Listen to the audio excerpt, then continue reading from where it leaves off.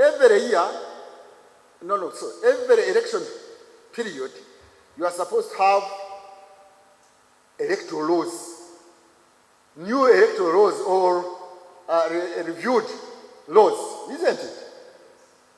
They were never there. And everybody asked, they were asking the Minister of Constitutional Affairs every day, they raised it in the Parliament, when are we going to review the laws, the electoral laws? The government refused. The Electoral Commission washed its hands and said that's not ours. And now we are in an exercise where we have no electoral laws. Charity here was talking about electronic, using these electronic gadgets without a law to streamline and regulate and pronounce how that election under that system is going to work. Now, when people go to court, they say those are trivialities, we shall not listen to them. But we are heading for a crisis, and I can see a decline of democracy. I hope it will not collapse completely. I can see a democracy collapsing. Those issues were raised in Tanzania. I know much about Tanzania because I studied from there. And I've been following things there. People were demanding for electoral reforms in Tanzania. CCM was saying, no, we don't have time. We shall see. We shall see. We shall see. After all, in Tanzania, we are stable. Now you see what is happening in Tanzania. This lady, the president, cannot go outside Tanzania almost now. Yesterday, I think EU stopped all financing to Tanzania. Why? Because CCM thought that he was smart. Every time we reform the laws? No. I don't know whether any of you here or those who are watching know that in Tanzania, after elections, you can't take the case to court. Nothing.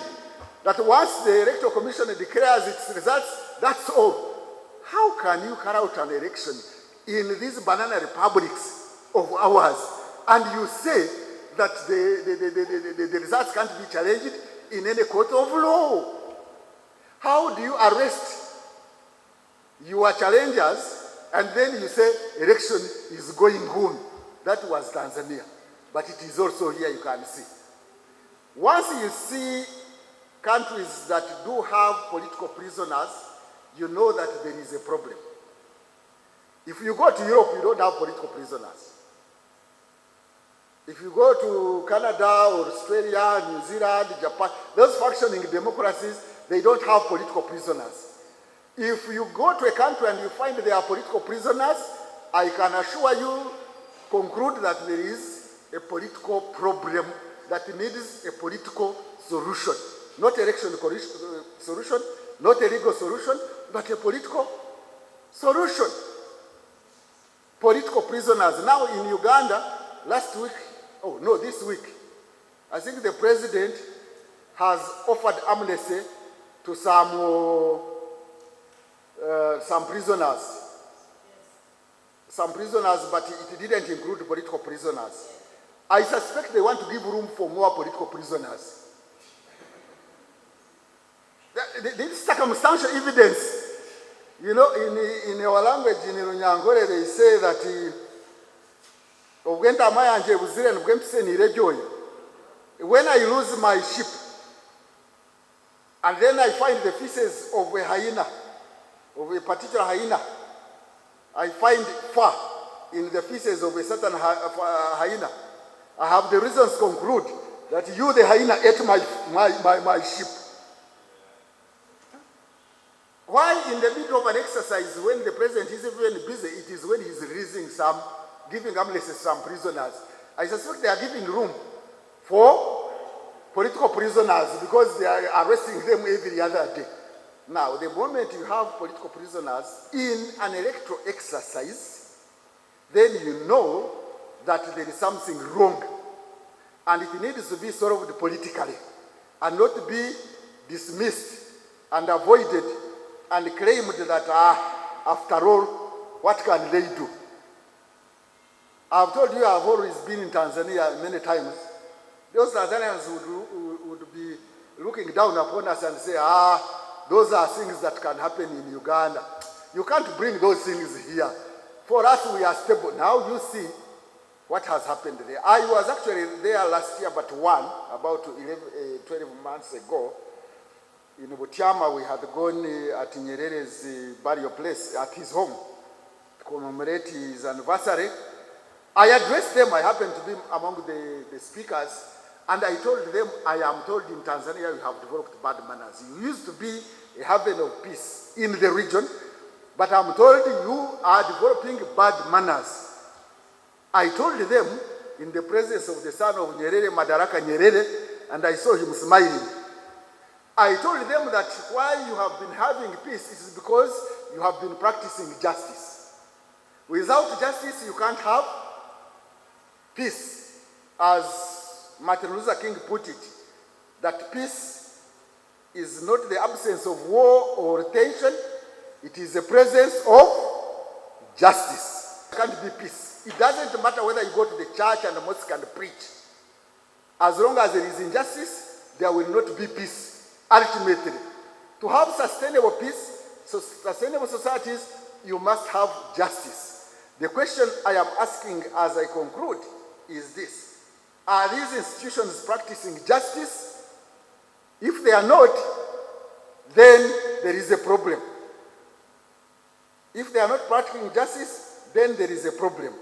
When UNEP starts writing English that is not clear, we are not a disclaimer. We are not responsible for the one who took the case there wanted that person's document to be identified. Now you are saying we cannot identify them, and then you conclude by saying, Electoral Commission, go and do what you want. Electoral Commission referred the case to UNEP. UNEP is referring the case to Electoral Commission. Electoral Commission finally is going to take it to the courts, and the courts, they will say they will make the judgment in May next year. You know how these courts in these banana republics do? This Tindiri Rusi, is that his name, the candidate in Tanzania? He was put in just a few days to elections. The courts pronounced themselves to say he's innocent. Hey. But we are going for elections. I wanted to go for elections. Now you are pronouncing yourself today. Recently, the judges here, you are the lawyers, the new bar, the new bar, or whatever the case may be. Radical new bar. There was a case. The people put a case, these candidates. I think this one is in Anita Mong's place. They took the case to the courts of law before nominations. And the judge said, nominations was already on 21st and 22nd, I don't know, for parliamentary candidates. Yeah? Now, Judge Peter Kinobe, was he the president of this association, by the way? Yes. He said, I'm going to make my ruling on 27th. Come on. Is that the law you study in law schools? I want the case to be decided before nomination. And the judge, a lawyer, with a degree in law, an adult, former president of the Law Society, says, I'm going to make the ruling on 27th. What were you doing? On 27th, if they have nominated it, so what will I be doing?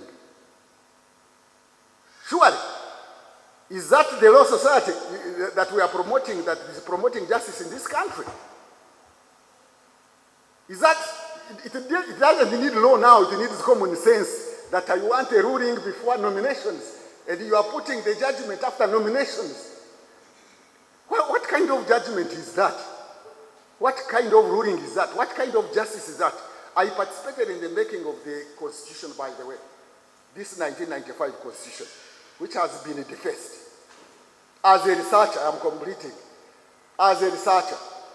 And I think in that Constitution they say such a cases like that one of the political cases which need urgency, you are supposed to set aside the other issues and deal with this one because it is of public importance, because it can lead to the weakness of the integrity of the nation. That's what it says. It is there in that Constitution. So the judge now says, I will make my ruling on 27th when nominations have ended on 22nd. Let me stop here because I'm not a lawyer.